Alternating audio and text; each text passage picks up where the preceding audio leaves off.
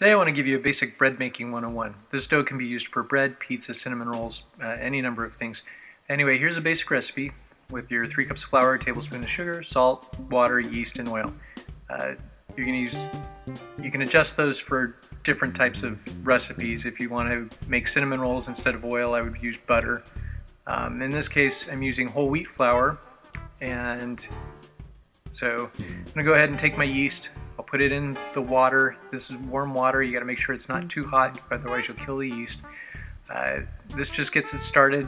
Since it's been in the refrigerator, kind of warms up the yeast. Like I said, I'm using whole wheat flour for part of this. I usually go about 50-50 whole wheat flour to bread flour. Bread flour has a higher gluten content than all-purpose flour, so it makes your loaves come out a little more springy than if you use all-purpose flour, but you can use all-purpose flour.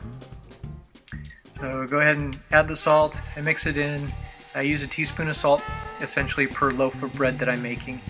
Each loaf of bread takes about 3 cups of flour. So in this case I'm doing a double recipe. I've got about 2.5 cups of water here. I have to use a little bit of extra water since I'm using whole wheat flour and bread flour. Both of those flours tend to absorb more water than all-purpose flour. So I go ahead and start to mix that to start the gluten development and bringing the flour and water all together.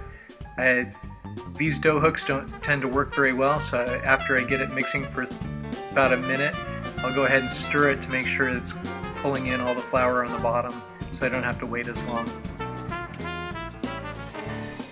So now, once I set that on speed 2, I let it go, and as the bread dough starts to come together, I'll be ready to add the oil.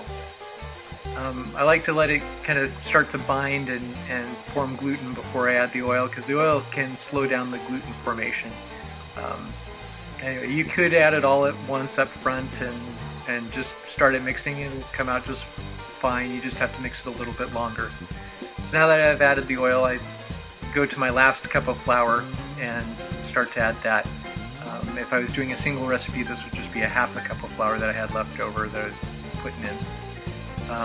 You can see it's starting to come together, and it's going to sit there and knead for about 3 to 8 minutes, kind of depending on how quickly it comes together. You can see now that it's starting to pull away from the sides, so we have about the right amount of flour in there. I'm not going to add any more.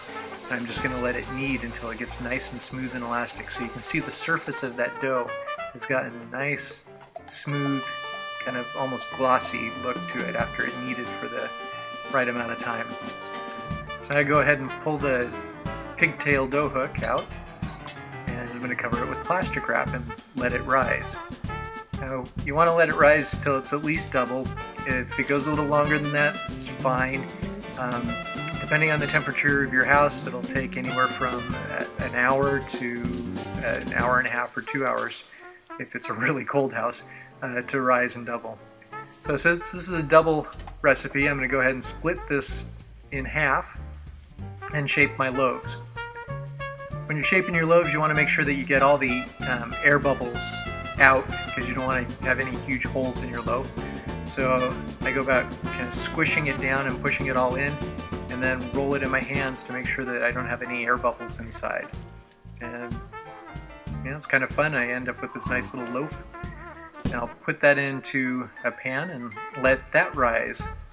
So the second rise usually doesn't take as long as the first, but you want to make sure, again, at least double. It's usually 2.5 times the size, and then I'll pop it in the oven. Start out at a high temperature for 15 minutes, then lower that temperature, and you come out with this beautiful bread. The downside of this bread is that it doesn't last very long. As soon as the kids smell it coming out of the oven, they're ready to cut into it, even though they should let it cool down completely so that it cuts better. They just love the hot bread, and will go through a loaf in about 5 minutes. Enjoy!